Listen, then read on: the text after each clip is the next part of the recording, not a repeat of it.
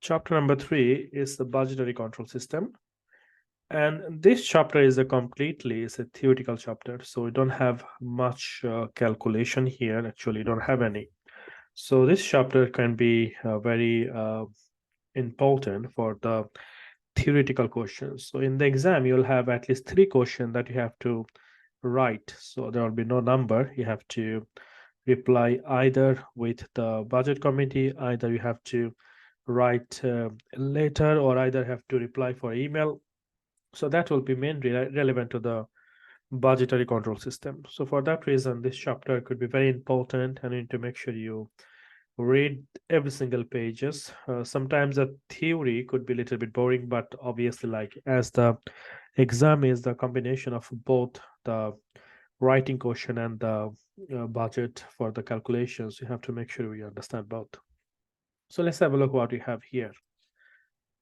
On the chapter overview, we can see we have here a budgetary control system. And on the budgetary control system, we have a few budgets and we have few more explanation as well. So let's have a look. The first one is says a budget, plan, and the forecast. Now these three are very much relevant. It's a link. The primary purpose of the budgeting is the plan. And of course, like when we make a plan for the future, we called it budget. And making a plan for the future, we called it forecast. So what can happen or what could happen in future based on the production budget, based on the sales budget, when you start making a plan, and this plan is basically forecast. Now, when you're making a forecast, there are a few characteristics we have on the forecast, or we can say like there are few characteristics we have for the budget. So you're going to look at everything in detail from this chapter. The purpose of budgeting, so why we need budgeting, then planning and controlling cycle. We're going to look at planning and the controlling cycle. Then use of budgetary control. So this one is basically the combination of the budgetary control. So planning, coordinating, authorizing, and the cost control. These four are the combination of budgetary control. Budget coordination, here everyone need to be work for a common goal to make the budget more successful. So that's why we need to look at who are the people or what are the group that are involved in the budgetary coordination. For example, the budget committee. So budget committee is basically the top level senior management. They sit in the budget committee and they are the group of people who approve the budget. So when a budget holder or a budget prepare who make the budget, and after that they submit the budget to the budget committee for the approval, and after checking everything, the budget committee take the decision this budget will be approved or not. Then you have a budget accountant. Budget accountant basically help the budget committee to uh, make sure the budget is accurate in terms of the calculation. For example, the budget accountant help to prepare the uh, management account, cash flow statement, or profit and loss account, and give it to the budget committee in order to look the budget is appropriate or accurate. Then we have a budget manual. Budget manual is all about the instruction how the budget will be completed. So the people or the group of manager involved in this budgeting process. So that is basically the instruction from the budgeted manual. Then you have budget holder.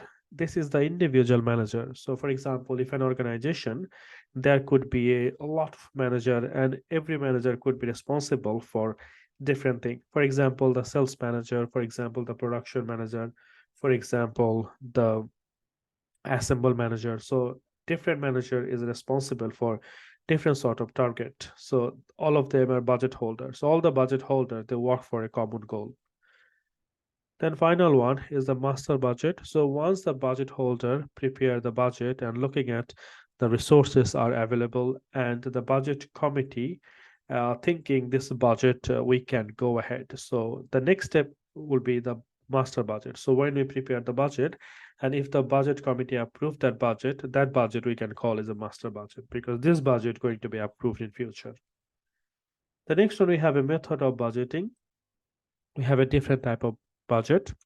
The first one is called incremental budget. Incremental budget is very common. So basically, this is the last year budget we follow, and we're looking at the price. So, for example, last year the material price was £5 per kilo, and this year it is £6 per kilo. So, based on how much is increased, we just make the adjustment for that. Rest of the information remains same. For example, if the last year we make a budget and we follow that budget, the last year budget, and just make the adjustment where there is an increment. If the labor price increase, if the material price increase, we check that, but rest of the thing remains same.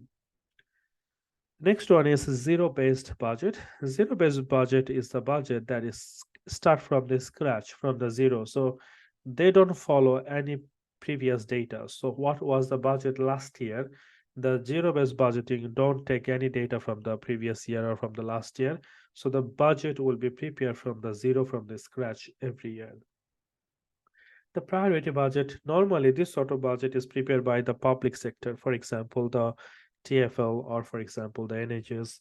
This sort of organization, they give the priority. For example, when they're shortest of the resources, they have to choose the priorities. So which one they will provide first, and the next, and the next. So they choose the budget is kind of the budget that they have to decide based on the priority of the general public.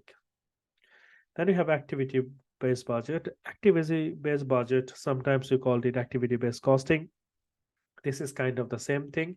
Here we're looking at the cost driver. So what type of cost drive from this organization? And based on that, we prepare the budget. Then we have a rolling budget. Rolling budget is a kind of a same like a uh, priority budget, but only the difference is the rolling budget is always adjusted based on the inflation, based on the any price increase or decrease. But this budget start from the zero, so it is adjusted the inflation or rate of interest, but it doesn't follow the last year data. Contingency budget is like an emergency budget. For example, if there is a COVID, if there is a cyclone, if there is any uncertainty, so the organization want to keep some sort of backup. The organization want to keep some sort of contingency plan. Like for example, if this has happened, how are we going to get rid of that? So this sort of budget is called contingency budget. Normally, every organization have a contingency budget. Sometimes the things doesn't go with the plan, and if it doesn't go with the plan, then the organization follow the emergency budget or contingency budget. On the other side, we have here behavioral aspect. So we have a motivation. This motivation means motivation for the manager or for the employee is a very important. The budget obviously like prepared by the senior management or the executive or the people who sit on the strategic level, but sometimes this budget would be difficult for the operational management to achieve. For example, if there is a long hierarchy or there is a long chain of command, if the budget comes from the strategic level, it is possible the operational management have no contribution on the budget. And sometimes they might feel so burdened to achieve the goal because they feel they don't have any participation when they prepare the budget. For that reason, sometimes the organization take a different step in order to make participate of the operational management into the budget. For example, you can have a top-down budget. On the top-down budget, the budget is prepared by the top management and they give it to the junior management or the operational manager to achieve the target or execute the budget. It is also possible they can make bottom-up budget. On the bottom-up budget, the operational management also involved in the budgeting process, and of course, like they give their input into the budget, and the budget is the combination both from the senior management and from the operational management. Managers should be evaluate only on those items within their control is very important because when we have a organization, there might be a different department And every department we have a different responsibility. For example, if you think about the BMW car, this car have a different part. So one department they look after the engine of the car, one department they look after the body of the car, one department they prepare uh, the the seats or any other accessories for the car, and every department have a manager. So the manager who is responsible for the production department, he will not be responsible for the sales. For example, if the production department make the product and after that the sales department couldn't make enough sale, so the production department manager will not be responsible for that. So you are not responsible for something that is beyond your control. So every organization, the different manager have a different responsibility, and they're not responsible for something they never have control on it. Level of standard attainable is the best level of motivation. Now, when we have uh, a standard, when you set the standard means like how long is gonna take to make a product, or how much material you should use, how much labor hour you should use. So the organization have a standard. For example, to make one unit, for example, if the organization said or if the company said you should not spend more than 10 minutes. Now, if it is exactly take 10 minutes to make one unit, and the operational people who make the unit they feel it's very difficult to achieve that target, because maybe first few hours they are not tired and they can achieve this target, they can make one unit in 10 minutes, but after that they get tired, or maybe after the lunch break they cannot achieve this target, they need more time. For example, they need, for example, 15 minutes or 12 minutes to make one unit. So if the standard is set in a perfect level, we call it ideal standard. Ideal standard. Ideal standard is the perfect standard, and that doesn't exist because you cannot achieve every time in a perfect way. For that reason, sometimes the operational management they can feel demotivated, like if the senior executive people they set the standard based on the ideal standard, because it is not possible to achieve always. For that reason, it is always is always better to set a standard on a standard level. This is attainable.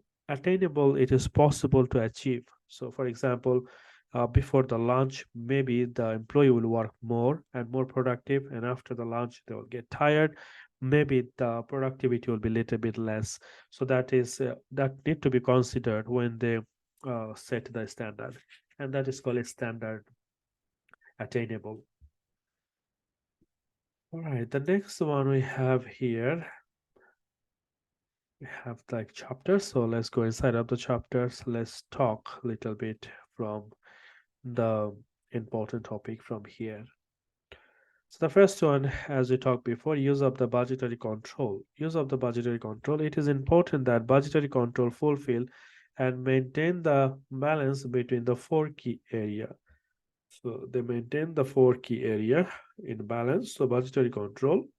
So it is linked with the coordinating. So coordinating means getting the help from all department to achieve a common goal. For example, the production department they don't have any idea how many product they need to make unless the production manager talk to the sales department.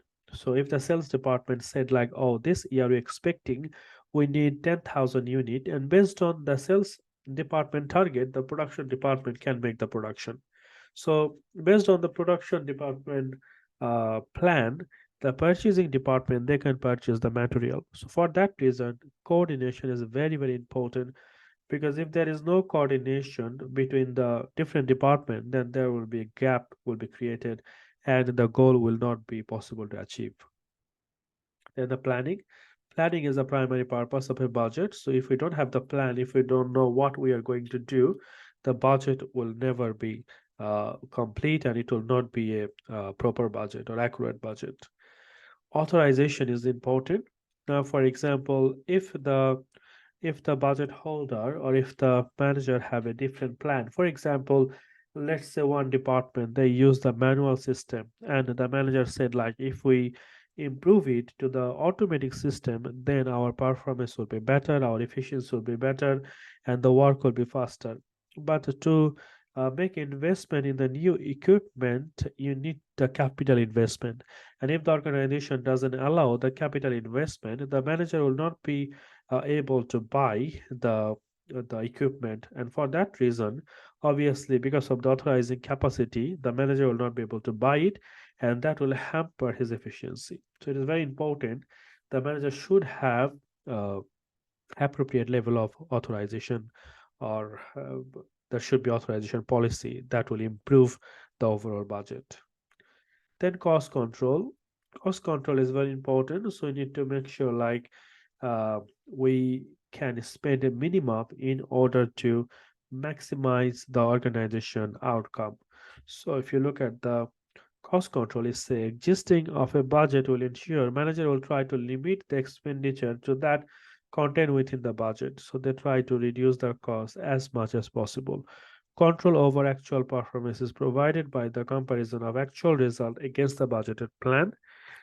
Departure from budget can then be investigated, and the reason for any departure can be divided into controllable and uncontrollable factor action taken to improve the performance. So some of the cost can be uncontrollable. For example, uh, because of the Russia or Ukraine war, if the oil price increase or if the gas price increase, the manager cannot reduce the cost because this is out of his control. So he can only looking at which one is under his control and he can try to reduce that. All right, the next one we have here, conflict of the budget. So let's quickly have a look this example. It says conflict in budget. A production manager does not invest in machinery to manufacture a new product as his capital budget limit his authorization to purchase such equipment. This action risks sales failing if the organization competitor have made such investment. Sales growth is part of the organization's strategic plan. Now you can see here the sales growth is a part of the organization strategic plan. Strategic plan means this plan is for everyone. This plan set up the main goal for the organization.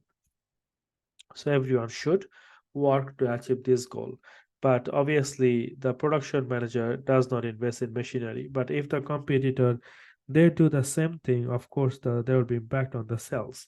Now, it says which two purpose of the budget in conflict in this scenario? Which two purpose? So, for example, we have a planning, we have authorization, we have a coordination. So here we can see the first one is the planning, and the next one is the authorization. Let's explain why. Because the new machinery means that a new product can be produced. So if you have a new machinery, I'll be able to make the new product and extending the business product range and both growing sales and stopping customer going to the competitors. So if I have a new machine, I'll be able to beat my competitors. This will enable the business to meet the strategic objective of sales growth, and of course, like not authorizing spend on the new machinery, they are for conflict with the organization strategic plan. So if you're not authorized for the new machinery, this is against the organization strategic plan. So of course, like the strategic plan was to make sure the sales will grow. And because of the authorization, obviously, like I cannot make the sales grow. So that is creating the conflict here. All right, let's move on. The next one we have here, the sources of data. Sources of data. Data required for forecasting may be obtained from either an internal source or an external source. So data represent like to analyze the information, you always need the data. For example, how much Tesco selling one product in order to set up the price for Sainsbury or Asda, they're always looking at the competitor price as well. Because if they make more price that other competitors sell in less, so the market will be on their hand. For that reason, the data is very important. Now we have two types of data. One is internal data and one we have external data. Internal data is collected from inside of the business, such as internal document or source. For example, if we have our purchase invoice, payroll information, for example, where did you buy the inventory or any financial statement or our trend, we're looking at all of this from inside of the organization to collect the data and in order to take the decision for the future. The data can be also collected from the external from the external places. For example, the external data is the data collected from outside of the business. For example, the research, for example, the government statistics, for example, the RPI, the bank, newspaper, then stock exchange, journal, for example, the local council, library. So it is outside of the business. If we collect the data from there, this data will be the external source of data. Now, both are important in order to take the appropriate decision, especially when you're going to prepare the budget. The next one we have here, a limitation of the secondary external data. Limitation represent the disadvantage. So the disadvantage of secondary data. Now it is possible like data you are collecting from the secondary source, maybe it is not the data that is relevant to you. It could be out of date, it could be expired. So this could be the disadvantage. It's a user will be unaware of any limitation of data. So you're just taking the data, but you don't know even the data is accurate or not. For example, you get a data from the journal that published by one newspaper, but you don't know that data is accurate or not. Data may not be relevant to the need of the business. So, for example, you have a clothing business and you are getting the data that is not relevant too much to the clothing business. It may be out of date. Maybe the data is 10 years old or 20 years old. And nowadays the trend is changed. So people don't do the same thing they used to do 20 years before. So that's why the data can be out of date. The geographical area cover may not be appropriate. For example, if you take the data from a country like Africa, and if you try to use this data and take a decision in Europe or America, maybe this will not be helpful because the way things work there, maybe it will not work here same. Forecasting sales and the expenditure. So we have here there are a number of methods that can be used when forecasting sales. This can include knowledge of manager within the business, market research and sampling the estimate, the time series analysis, product life cycle. The product life cycle, you already know that. So every product have a life cycle. So the product one day when you make the introduction, the product one day reach their maximum level, and after that the product decline. So there is no product in the world that will last for forever. So once you make any product, one day it will be very much demandable, and one day it has to go on from the market. For that reason, the company always try to make the new variation. They change the packaging, they change the new flavor, so that people can still love this product, because one product cannot be in the market forever. For example, if you're looking at the technology, a few years before, or 15 20 years before, the Nokia and the BlackBerry was dominating the mobile market, but nowadays they are gone, they are not anymore. So nowadays, like the smartphone like Apple or Samsung, they are dominating the market. All right, so we have activity 2. Let's have a look. This one, it says a requirement: match the information requirement to its appropriate source. Information required, and we have a source. And now, if we need the information for the inflation, obviously, like we need to look at from where we can get this data. Now we need the inflation. Inflation is basically the government figure. So we can always look at the National Statistics Office or National Office for Statistics. So every organization, they have to complete a survey every month to the National Office for Statistics, and the organization need to tell the NOS like how much they're spending on the employee, how many employee they have a men, how many employees they have a women, how much they're spending on the technology. So they have to give this data to the National Office for the Statistics, and they combine all the data from the different part of the country, and they give a report like this year the country invested On this side this much, this side this much. So this is sort of information, inflation or rate of interest. You can get it from the National Office for Statistics. Sales demand we can look from the market research. Sales demand. So if we do the market research, we can see what type of product is demandable in the market. Now, for example, before the people used to buy a different sort of games, now people buy more PlayStation or Xbox. So you can see like the market is creating a new demand every day. Then you have a competitor wages rate. We can get it from the trade association. So the trade association can give us information what is the market age. Sometimes this information can be get from the government website as well. The minimum wages we can see and the maximum wages we can see from the National Office for Statistics as well. Cost of the debt, that's from the bank. So what is the rate of interest? We can get it from the bank. Then share price. The share price we can get from the stock exchange. So this is the source of information. So if we need this source information, we can get from that source.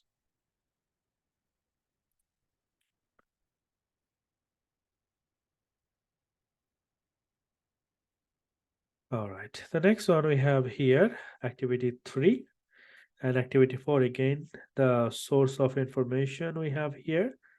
So I'll give you 2 minutes, just quickly have a look, then we'll solve it together.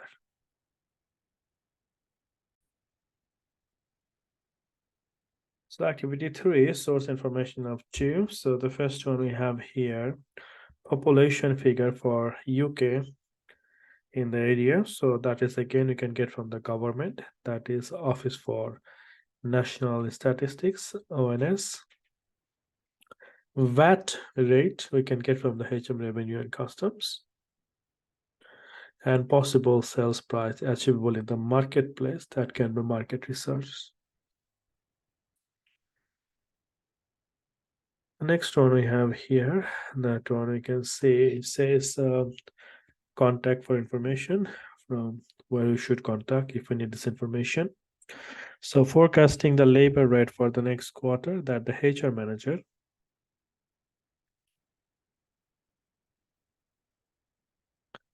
Then reviewing the budget. Reviewing the budget is the budget committee. They are the top level of people who approve the budget. Forecasting the quality of material per unit for the next year, the production manager. Anything relevant to production is production manager. Preparing the advertising budget, that is a marketing director.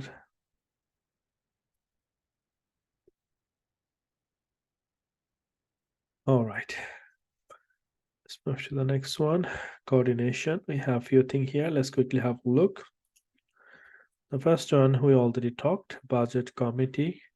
So he said the budget committee is a committee of senior executives who oversee the preparation of the budget. So they look after the budget process. So this is the senior executive, the top level management, and ultimately they are the people who approve the budget. Then we have a budget accountant. Budget accountant is an accountant who helps the budget committee in the preparation of the budget.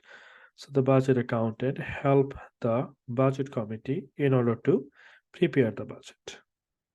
How? By preparing the budget organization, then preparing the management account and communicating result to senior management. So they help in this area. So this sort of thing is theory. So you need to make sure you revise all of these things. All right, then have a budget holder. It says budget holder is a member of a staff, usually a manager, who is responsible for the budget for a particular area of the business. So we have manager, head of sales is the sales, head of marketing is the marketing, head of production is the production, head of purchasing, material purchasing. The next one we have a master budget. So it says the master budget, once the budget committee has agreed all of the resources the budget with the budget holder, they will then be incorporated in the master budget, which normally takes the form of budget statement of profit and loss, budgeted financial statement, and the cash flow. So when we have a master budget, we should have these three things ready. The first one, we should have a profit and loss, then the financial statement, and the cash budget. This thing has to be ready if we have a uh, master budget. Budget committee, who should sit on the budget committee? So on the budget committee, you already know the senior executive should sit on the budget committee plus the budget accountant. So we'll say senior executive and the budget accountant.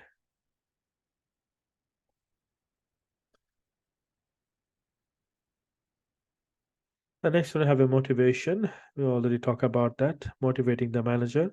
We have a top-down budget where the budget set by the senior and they give it to the operational management. So top-down budgeting is a budget system in which the budget is set and imposed by the senior management. So the operational management, they don't have any involvement, and sometimes they might feel demotivated because they don't have any contribution on the budgeting process. The bottom up budgeting, where the operational management have a degree of input to the budget. So operational management, they always involved in the budgeting process and they feel motivated when they can contribute something in the budgeting process. The next one, we have attainable budget and sub-optimal performance. We already talk about it. Attainable budget is when the budget is possible to achieve, not like too much hard for the operational management. Now let's look at activity 6 is motivating the managers. QM is reviewing its performance of the previous period. The board is alarmed that despite increasing sales revenue over the period, profit has actually fallen below the expected in the budget. After investigation, QM board have noticed a substantial amount of demotivation among QM manager to achieve the target set in the budget. So the managers are very much demotivated to achieve the target. Explain the 3 steps that QM can take to motivate manager to achieve the budget. So 3 step, what 3 step the company can take in order to motivate the manager? The first one is very important. The budget has to be attainable so that they don't feel like this is not possible to achieve. So attainable budget, so that motivating the manager is important, of course, aspect of the setting and achieving the budget. To do this, manager should be involved in the planning process and not obviously like set at unachievable budget. So for that reason, we will say the manager should involve with budgeting process. So when they prepare the budget, they should be involved the manager as well, and they should feel like we are also part of the budget. And also they should have control over the budget. So need to give them the authorization and the control over the budget. So to motivate them, we can do 3 things. We can make the budget attainable, so they believe like it is possible to achieve. The next thing, we will involve them when you prepare the budget. So that will be the bottom up process. And finally, we will give them the control and authorization so that they understand like we have our control and they can actually try to achieve it. Also, we can give some financial reward. For example, if we say like if the budget is achieved, you will get bonus based on the performance. So sometimes this helps as well. Okay, the next one we have here, ethical issue. On the ethical issue, we have budgetary slack. Budgetary slack is where the manager intentionally keeps some allowance to make the work easier for them. So it's a budgetary slack is an extra amount of cost built into the budget by the budget holder in order to make the target easier to meet. For example, if they need 10 hours to complete the work, they just add 2 more hours extra. So they make it 12 hours so that even though they do it a little bit slow, they can still achieve it. So that's called budgetary slack. All right, let's have a look what we have here. Budgetary slack, we have one activities. Budgetary slack, a designer at a small website design company has been asked by the managing director to prepare a budget for the coming quarter. It usually takes him or his staff about 2 days to design a website, but in the budget he allowed 2.5 days per new website. That means normally it takes 2 days, but intentionally he is keeping zero point 0.5 days extra. What problem might this lead to when assessing the performance of this department? So when you're going to analyze his performance, you will see he's very good because he achieved before the deadline. So, for example, you set a budget for 2.5 days, and if they finish in 2 days, then obviously they have a positive variance and their performance looks very good. The reason is the budget is set with the slack, and for that reason, this is very easy to achieve, and their performance will be always better. So, for that reason, of course, like it will not showing the true picture. The company is using bottom-up budgeting in order to create the budget, and this might motivate the design team to work and hard to achieve the budget because they feel part of the budgetary process. And also, like, however, the designer has built budgetary slack in order to make the budget easier to meet. This will often have outcome causing favorable variance when actual costs are compared to the budget, even if there is no real improvement in the performance. So even though they don't make any real improvement on the performance, but still their performance always will be always good because they set up for 2.5 days, but actually they can finish in 2 days easily. All right, the next one we have here, goal congress. The congress is all about when everyone work for the same goal. Say goal congress is where the goals of individual function or department are consist with the overall goal and strategy of the organization. Budget coordination, we talked about that, so everyone have to be work for the same goal. Then we'll look at few budget here, the method of budget. The first one we have an incremental budget. Incremental budgeting is a method of budgeting where the previous budget is adjusted for the changes in price and activity level. So the previous budget, what we do, we adjust the previous budget for the changes in price and the activity level. For example, if we make more unit, we multiply with that number of unit. If we make less unit, we multiply with that unit.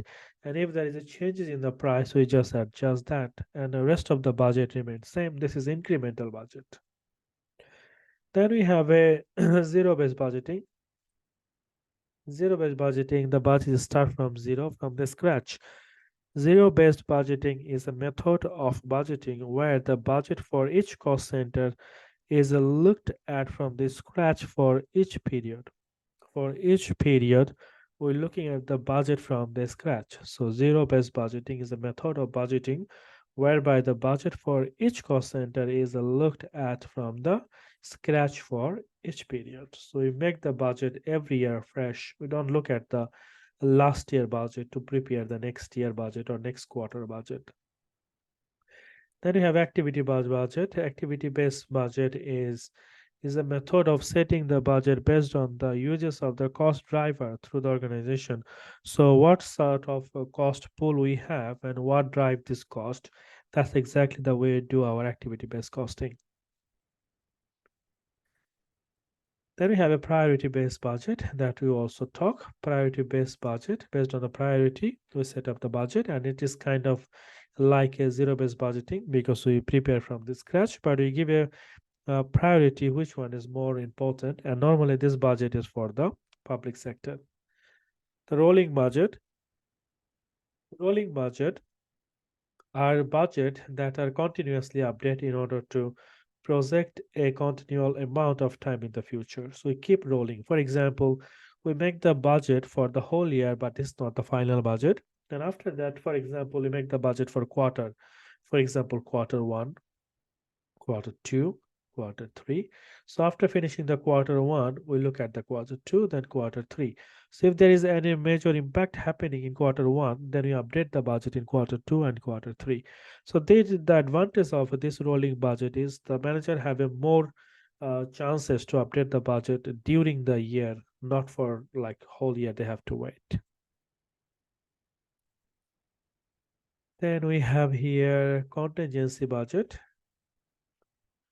On the contingency budget, you can see contingency budget are budget that are available to cope with the unexpected event. This is like a if something happened, the business cannot actually estimate. For example, maybe one customer sue to the company, or maybe they break a law by unintentionally. So it could be happen anything that is not part of the plan. All right, the next one we have a one question method of budgeting. Here we can explain all the budget, whatever we have just discussed. Then we have a product life cycle. The product life cycle is the one we know already. So every product have a life, and of course, like if you want to see the graph, that we can say like the the product have like the product life cycle is this. So basically, any product we have a introduction or development period. So the development period, the organization always try to spend some money on research and development, and on the R&D it is always in minus because the money is going.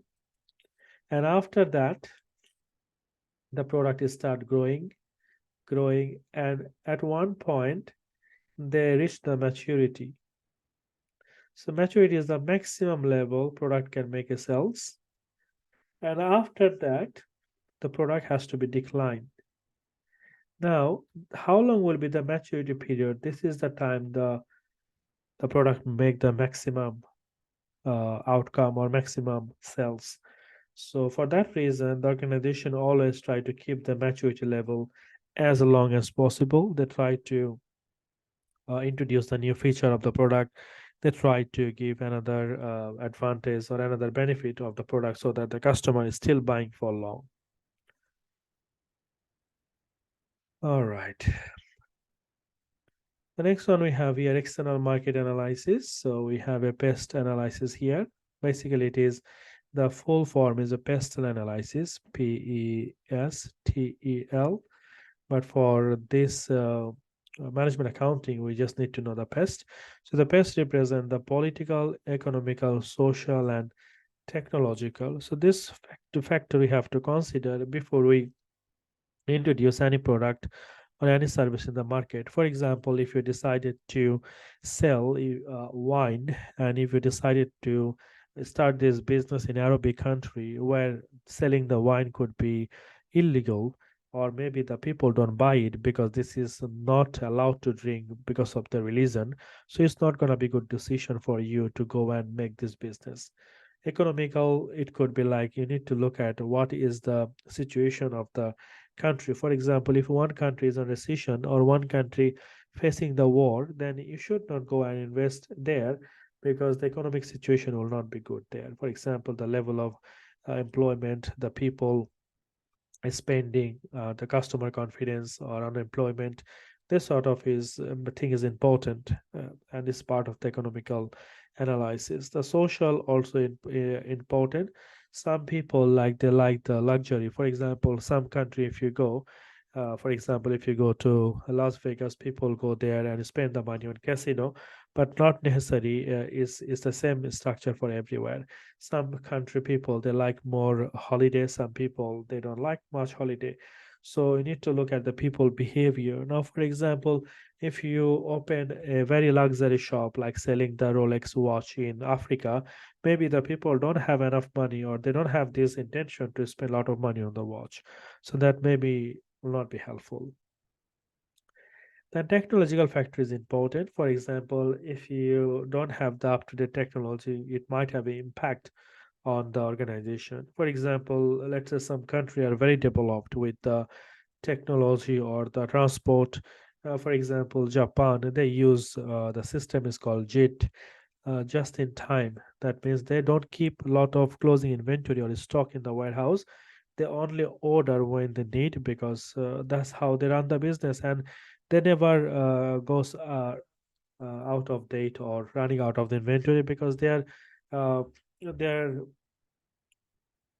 their transport is very reliable, and they can transport the inventory from one site to another site very fast, and for that reason they can do that. But if you want to do the same thing in India or in Bangladesh, it's not going to be possible because their technology is not up to date. So sometimes it is important when you're going to implement the business of selling the new product, what type of technology they have.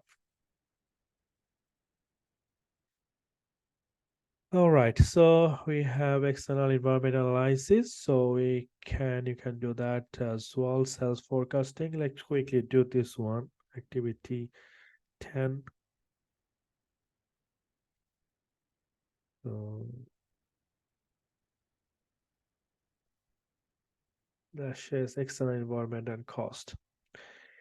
So you have prepared a draft budget for a director material cost for a company which manufacture table and chair using the wood from the trees. You use two regular supplier in Norway, but the production director is concerned about the impact of the external environment and other external specific costs. Write an email to the production director explaining the impact of external factor in the environment and any specific external costs that could affect the budgeting process. Now, obviously, you can see here, like when you're looking at the external environment, this is very important, like how we analyze it. And this external environment could be our pest analysis. So, this political, economical, social, and environmental. All right, so I'll give you 5 minutes, make some point, then we're going to solve it together.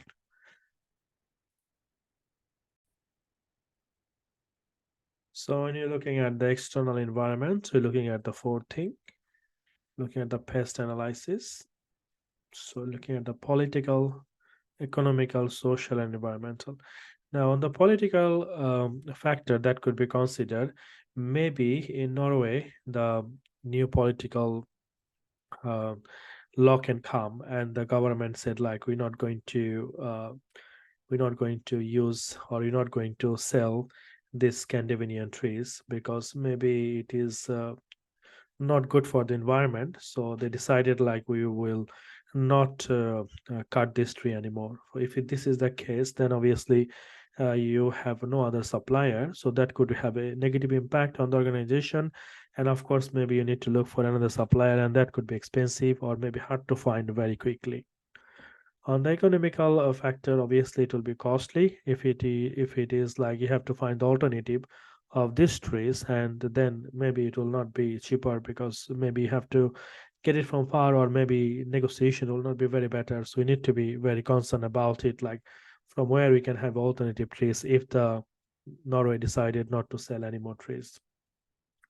On the social factor, of course, like this one is not very relevant to social, but is still like we can say here with the social factor because the people maybe change their view not to use so much paper because these for this they have to cut the trees, and this is possible they change their view, they like to go for the paperless. Now for example, nowadays most of the company, the bank and everyone, they make paperless, and they said like you want to go for paperless, and so many people they decide to go paperless because they really don't want to use a lot of paper for no reason because they waste, they shred. So this is the waste of the trees. And also the technological factor. can have like impact. We need to see, is there any other technology we can use to make it more efficient when we make the chair and table? Is there any other alternative we have?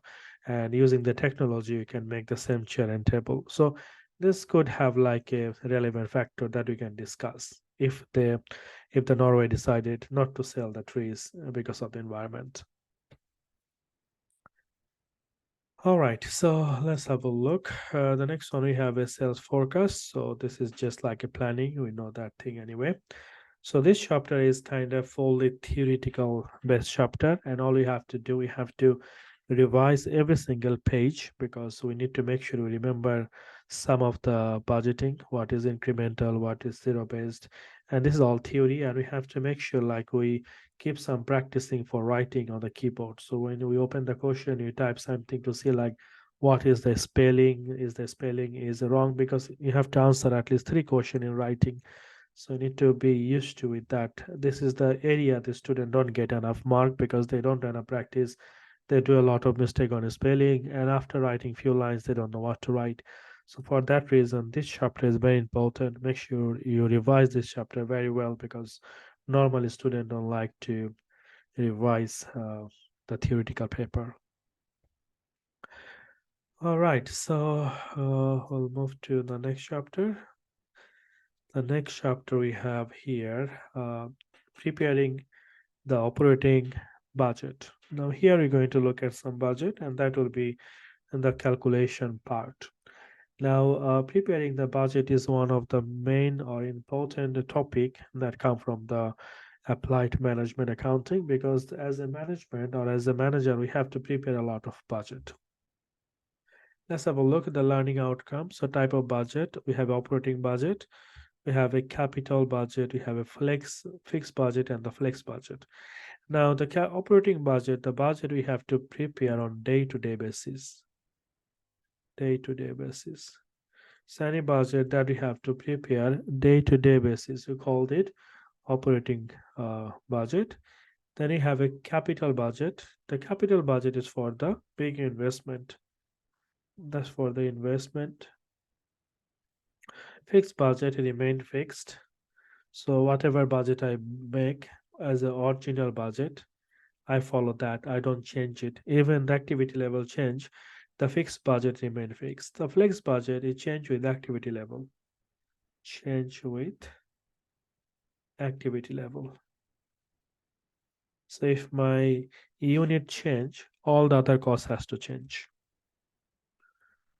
All right, let's have a look on the chapter overview, what we have here.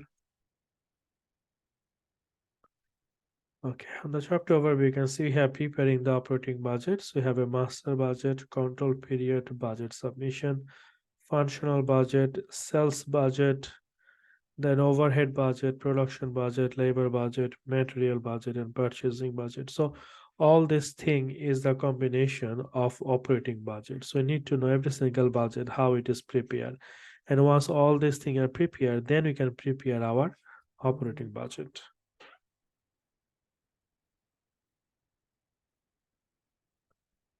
Okay, let's move to the next one. That's just explanation.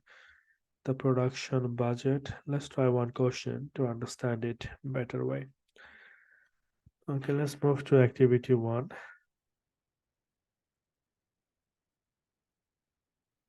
Here it says production budget. A business has budgeted sale for the following period of 3,500 unit. So the business have a budgeted sales. It's very important to read the question carefully because it's very much linked to each other. So business has a budgeted sale for the following period, that is 3,500 units. So our budgeted sales is 3,500 unit. The inventories at the start of the period was 800 unit.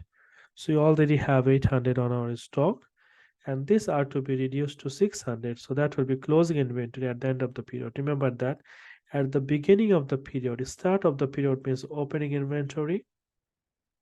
At the end of the period means closing inventory.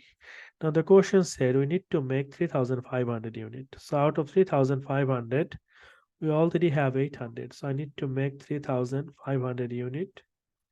And I already have 800, so I don't have to make 800 because I have opening 800. I already have 800 on my stocks. I don't have to make 800. And at the end of the year, I want to keep 600 as a backup. So I want to keep the closing inventory. Always company keep the closing inventory so that if they're running out of stock, they can always use that. So how many inventory we need? That's the thing. So 3,500 I need to produce. 800 I already have. And I want to keep 600 as a closing as a backup. So I need to make now 3,300 units. If I make 3,300 units now, I'll be exactly in a position I can sell 35 and I will still have closing 600. But the question is also said in previous period 5% of the production unit fail quality control check and need to rework. That means that during the process a 5% product is wasted.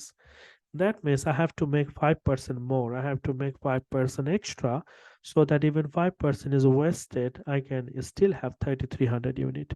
The way we do it is very simple. All you have to do, you have to gross it up. So if 3,300 represent 95%, because 5% will be wasted during the process. Remember this technique, it will be very easy if you remember this technique. So if 5% is wasted, that means 3,300 represent 95%. So I need to gross it up, I need to make it 100%. So I need to say 3,300 divide 0.95 and I'll gross it up. So 3,300.95 and that gives me 3474. 3474. So I need to make actually 3474.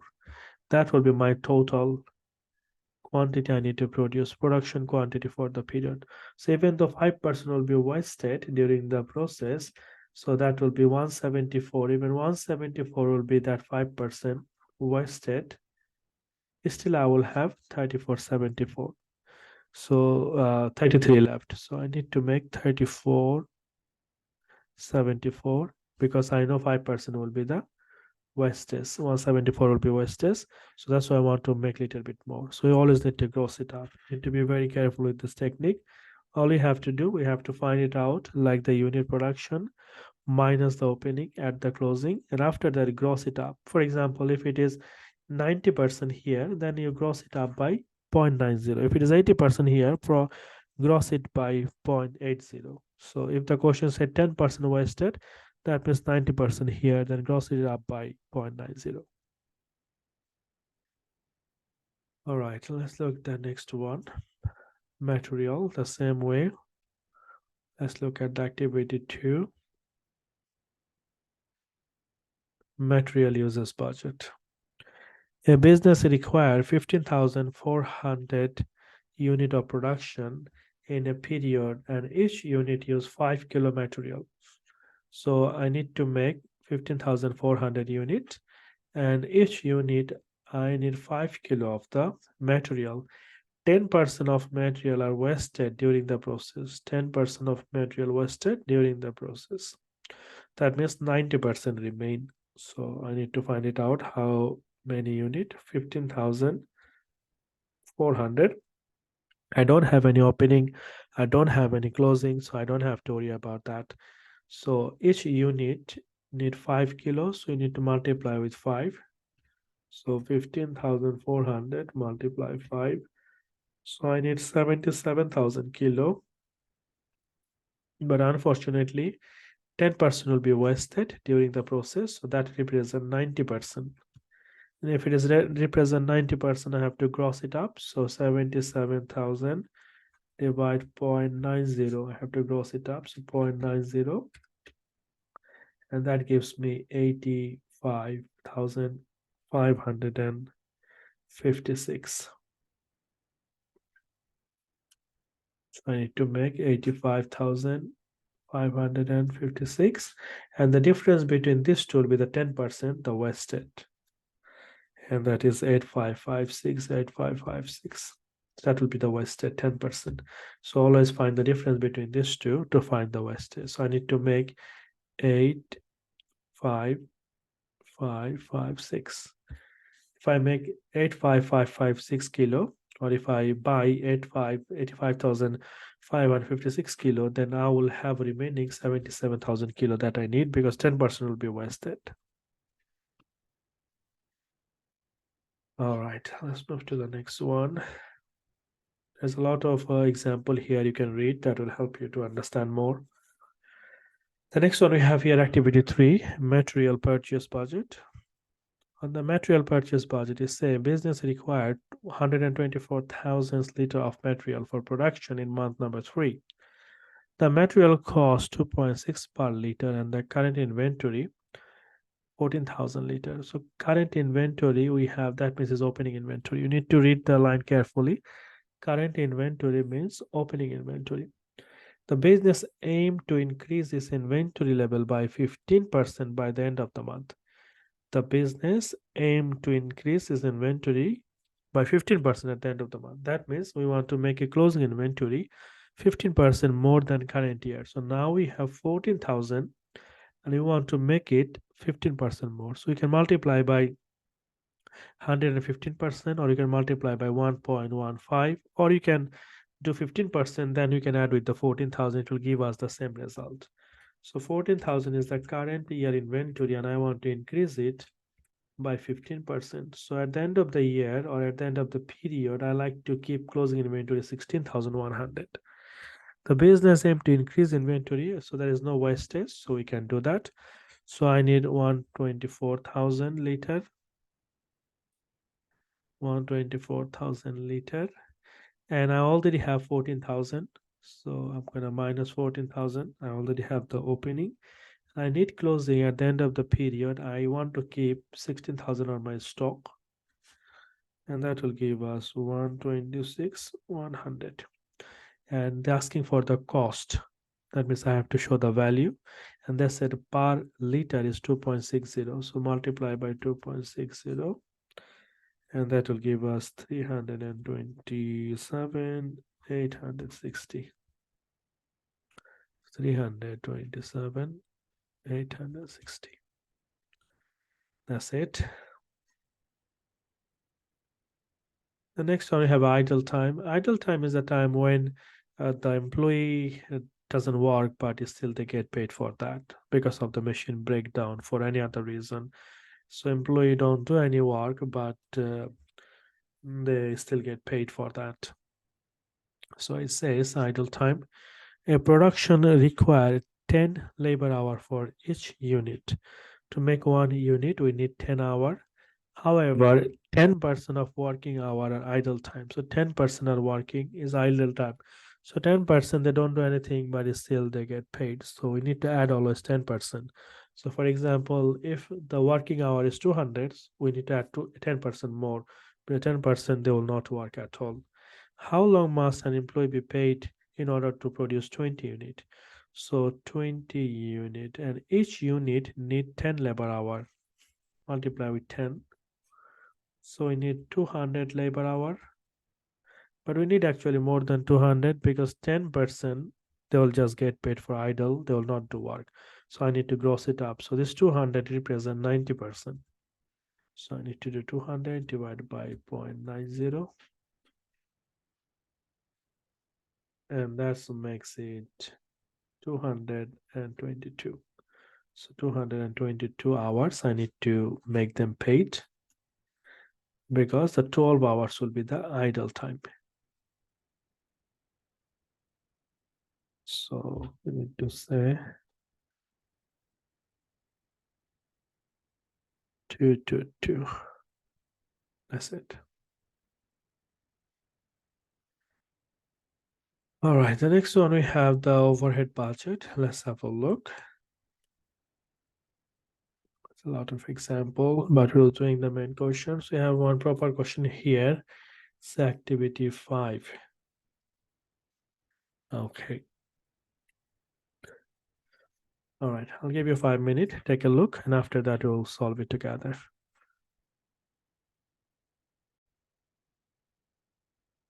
This one is saying operating budget. Activity 5. You are drawing up the operating budget for the production of the T Limited. So you can see here we have a production budget. So opening inventory of finished good, that's the completed good. Opening inventory have 3,000, production 20,000. So we have 23 subtotal, and with sales we have 16,000. So we have a closing inventory 7. So we already had 3, then we make another 20. So we have now total 23. From 23 we sold 16, so we have closing inventory left 7. Very simple calculation. Now I have to complete the budget for the material for the labor separately. Complete the working schedule below for the material. First we do for the material. So opening inventory for the material, we have 2000 kg and the value is 4750. Purchase was 14,000 kilo 35. Then subtotal 16 and 39,750. Used in production and the closing, you have to complete it. There's a closing inventory to be valued at the budgeted purchase price. So budgeted purchase price. So my purchase was 14,000 kilo and each total was 35,000. So how much was for 1 kilo? So 35,000 divided by 14,000. That will tell us 2.5 per kilo. Per kilo. So you buy material 2.5 per kilo, and that's it. To value the closing inventory, to use that. So closing inventory was 1,000. So 1,000 multiplied 2.5, that is 2,500. So 2,500 is my closing inventory. So find the difference now. So 2,500, and if we minus it from 39, the difference we have here 37,250. That I use in a production for 15,000 kilo. For 15,000 kilo material, the cost is 37,250. So we need to do the closing inventory first to get the cost for the production. The next one we have for the labor is the basic time 8 per hour. Okay. So it takes 15 minutes to make each unit. So to make one unit, we need 15 minutes. 25 staff work 160 basic hour in this period. So 160 basic hour for how many staff? 25 staff. So how many total hour they work? 160 multiply 25, that is 4,000 hours. 4,000 basic hour they work. 4,000 basic hour, and each hour is 8 pound. So multiply by 8, that will give us 32,000. So 32,000 is the labor. So overtime. So overtime paid is time and half. Time and half of the basic. Time and half means 1.5. So normally is 8 pound per hour multiplied by 50% extra. That is 1.5. That will be 12 per hour. Okay, so how much is the overtime hour? Let's find it out. They said it takes 15 minutes to make one unit. So how many units we are making? So we are making the production 20,000 unit. So 20,000 unit should take how many minutes? 15 minutes to each unit. So 20,000 multiplied by 15, that is 300,000 minutes. We have to divide by 60 to convert into hour. Divide by 60.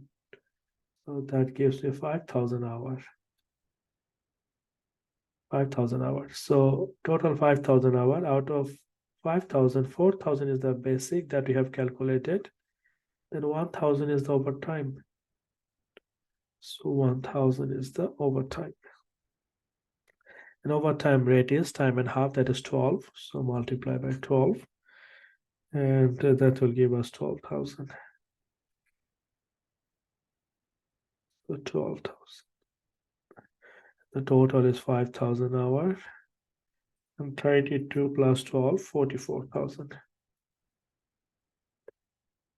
The next one we have overhead. Let's have a look. The overhead is a variable 2 pound per hour. Variable overhead is recovered in total labor hour. So total labor hour we have 5,000. So total labor hour 5,000. That we have calculated on the top. and per hour is 2 for the overhead, so multiply by 2, so 10,000. 10,000 plus 7750, that gives me 17,750.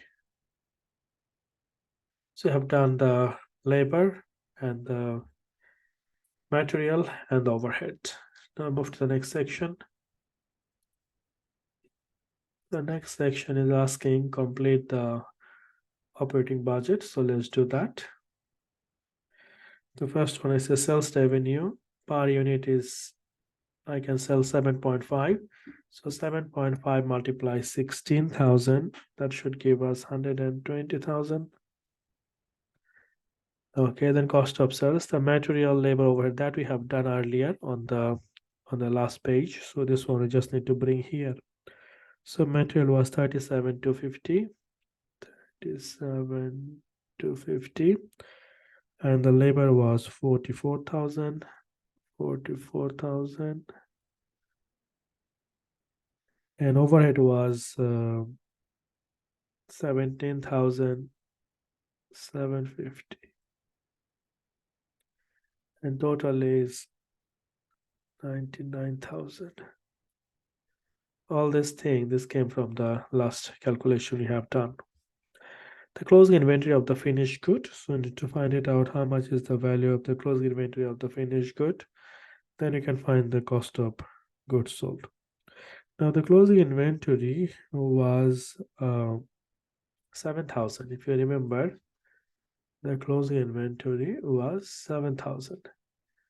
So I need to find it out how much is the value. So the total cost is 99,000 for how many unit? For making the 20,000 unit. So you're making 20,000 unit. So divide 20,000 unit. So 99,000 divide 20,000 unit.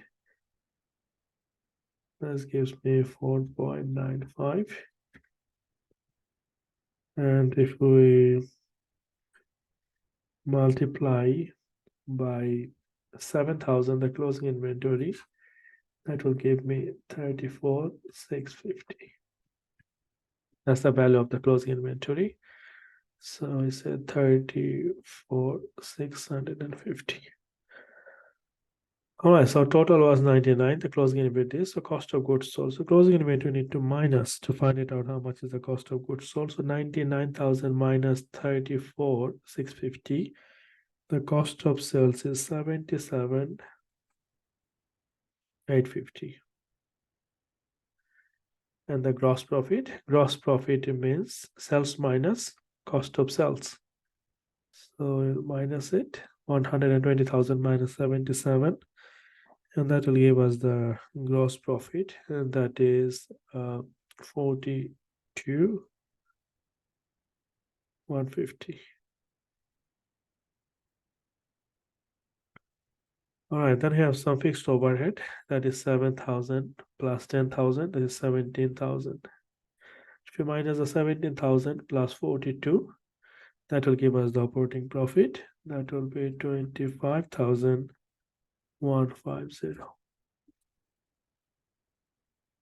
That's quite simple as well. It's not that difficult. All right, so this is our operating budget. Move to the next one. The next one, we have a capital budget. Capital budget is like when you buy the capital asset. So let's see what we have here. Okay. It'll take 5 minutes to have a look at this question, then we'll do it together.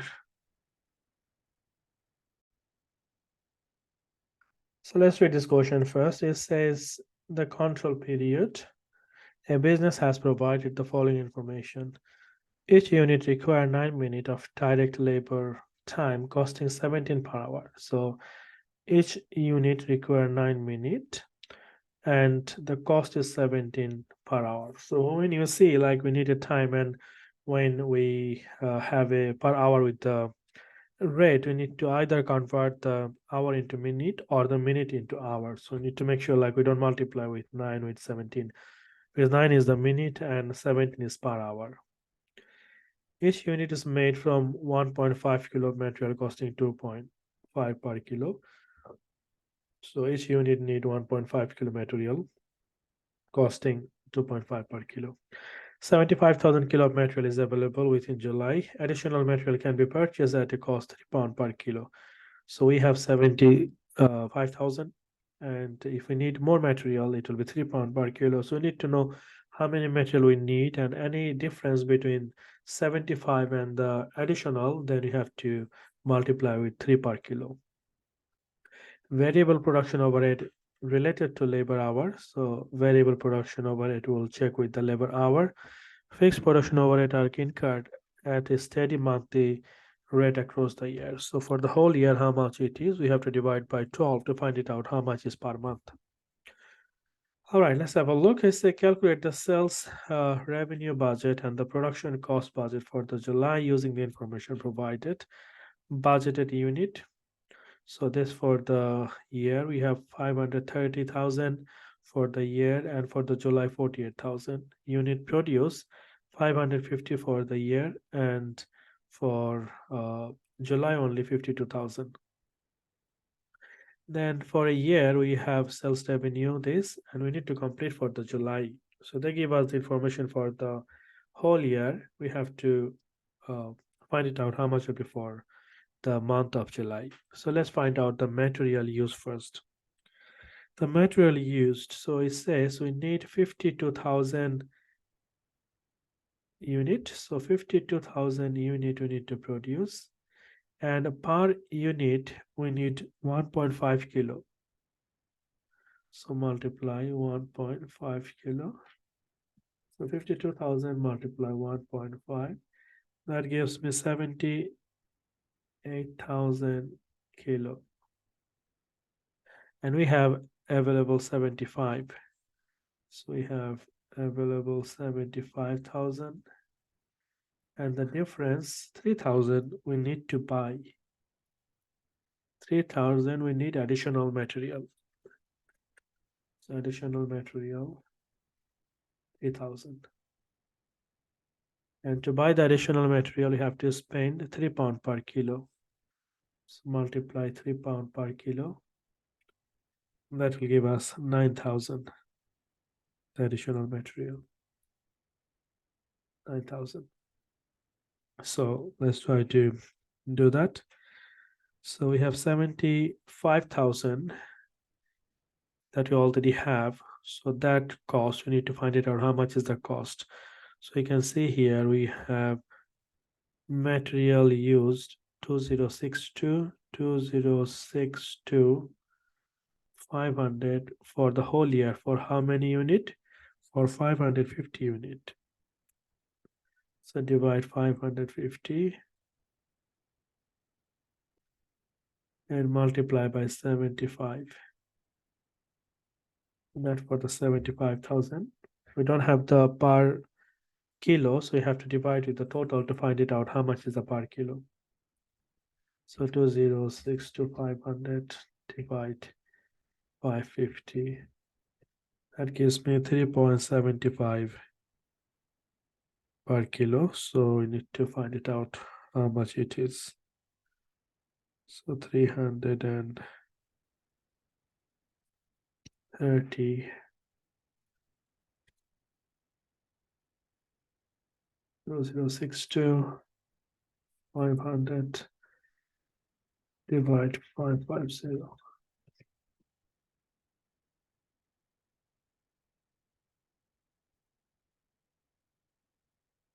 So we have here 75. So we need 75 that we already have from the quotient, and we need another 3,000. So the value of the 3,000 you already have 9,000. 9,000. And before the material we purchased 2.5 per kilo, isn't it? So multiply 2.5 per kilo. 75,000 multiply 2.5. That gives me 187. 187,500. So 187,500 plus 9,000 That gives me 196,500. So 196,500 is my material for July. So looking at for the 1 month, because it says 75,000 is available in July, and before it says each unit needs 1.5 and 2.5 per kilo. Additional is a little bit expensive, 3 per kilo. Okay. Let's do the sales revenue. For the whole year, the sales was 5830. And for how many unit? 530. So if we divide with that and multiply with 48,000, because in July we sell 48. So 5830 divide 530 multiply 48,000, and that gives me 528,000.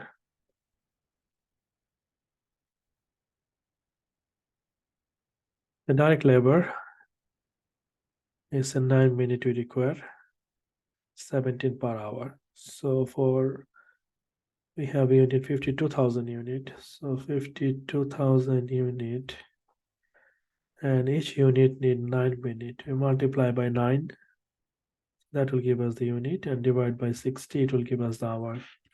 So 52,000 unit we are making. Multiply 9 divided by 6. So we need 7,800 hour, and per hour is 17.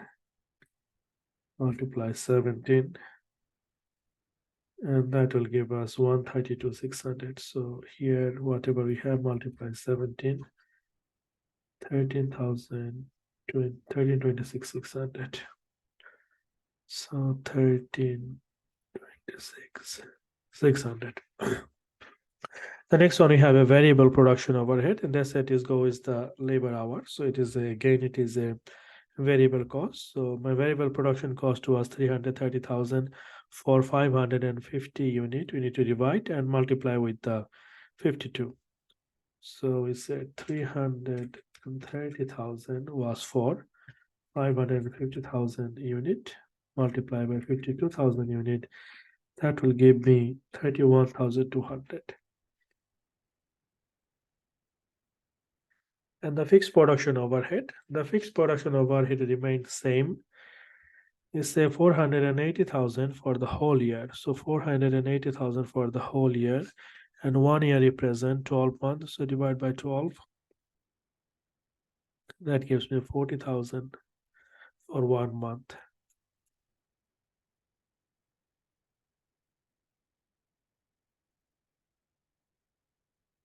And that's it. That will give us the total production cost now. We added all of this. It is 400 and 300. That's it. So this sort of question is very common in the exam. You have to do some sort of workings, and after that you have to complete the operating statement. All right, let's move on. The next one, we have a planning and agreeing the draft budget. So you have a budget submission. Let's look at this one. Let's read this question first. It says budget submission. You have prepared a draft production budget for the forthcoming year for a company that manufactures coffee machine. The sales budget has already been agreed with the sales manager, who has incrementally increased last year's sales budget by an historical percentage sales growth that the company has previously generated. After a review of the previous year result, management is concerned about the volume of operational cost the company incurred. It has decided to both reduce the volume of coffee machine held in the inventory and improve operational efficiency by automating part of the production process. So they want to make it automated. The production manager hopes that due to automation, the amount of labor hour required in production can be reduced. So if the job is done by the machine, so labor hour will be reduced. The draft budget we have this year and the next year. So we can see here our sales will be increased from this year to next year. Closing inventory will be reduced. Why? Because they are saying they will stop making the coffee machine. They want to sell all the inventory fast. So they will not making closing inventory. They will not keep closing inventory. So they want to reduce it by selling whatever we have on the inventory. So the opening inventory 4650, then rejected production. The rejected production remains same, almost like 9878 and 9578. So almost same. Even though they are making the automation, still the rejection remains same. Then total production required this and this. Total labor required, we have this year 1.4 million, like 1481634, but next year it will be very reduced.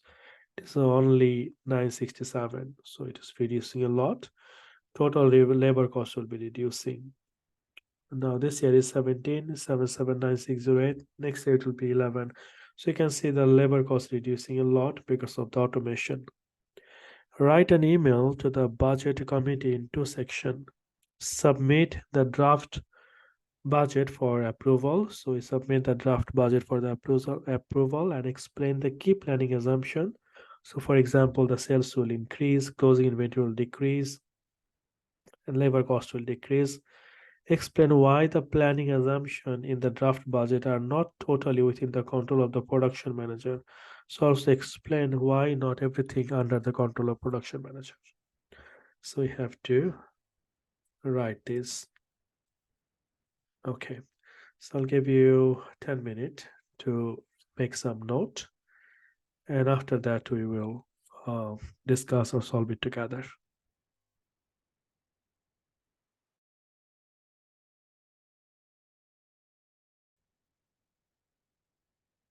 So the first thing you can see here, it says the budget submission is I attached the draft production budget for your consideration approval. The production budget has been prepared from the forecast sales volume, and the labor budget has been prepared from the production budget.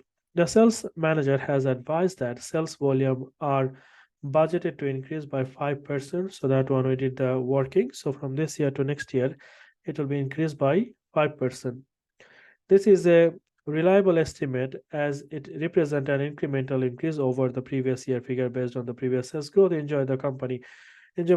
So basically, it is not a very unrealistic because the last few years also the sales was increased by 5%.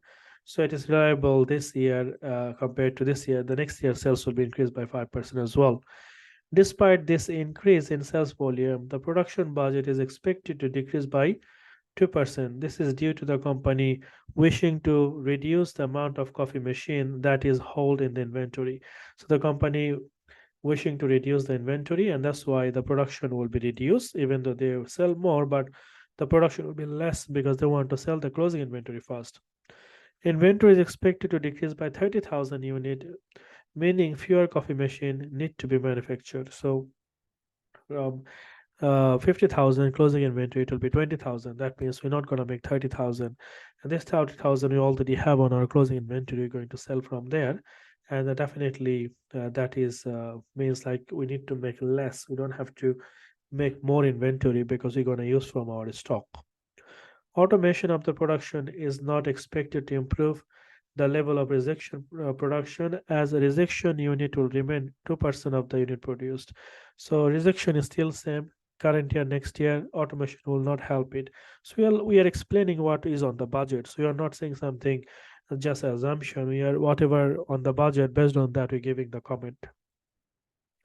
The labor budget is dropped by 35%. This is due to the saving that the production manager expecting due to the automation. So if we make the automation, we need less labor hour, and because of that 35% the labor cost will be saved. So we need to show the percentage. So the way we do, for example, this year it is 50, and if it is next year is 30, that means the difference is 20. So 20 over 50, that will show us, like, for example, 10%. That's the how we calculate the percentage. Okay, it has been assumed that the labor rate per hour remain constant at 12. Then you have a control. The level of sales growth and automation of the process are not entirely within the control of the production manager for the following reasons. So everything is not under the production manager. The reason is the production manager cannot estimate how many product they're going to sell. So they need to have a coordination with the sales manager. Based on the sales manager estimation, the production manager can make the production. I said the sales budget has been approved by the sales manager. So sales budget has been approved by the sales manager. However, 5% trend in sales growth may not continue into the forthcoming year due to the following reason. A new or existing competition could make action to improve the quality of the coffee machine. So let's say last few years, every year the sales was increased by 5%, but not necessary is gonna be next year as well. So it's possible maybe sales is dropped because of the new competition. Social taste may also change toward the making coffee at home rather than visiting a cafe. For example, people maybe want to make coffee at home rather than going to the shop. So there could be impact on the social taste. Because of that, the sales could reduce as well. The level of efficiency saving that expected and automation may also not be in the control of the production manager, as it is largely depend on the quality of the technology implemented. If there are increased breakdown, this could help production and reducing the amount of unit that could produce. Management may then take decision to produce the coffee machine manually, increasing the labor hour per unit.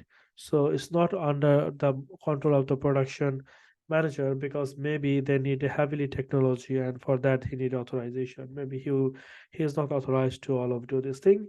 So for that reason, all of this thing is not under the control of the production manager.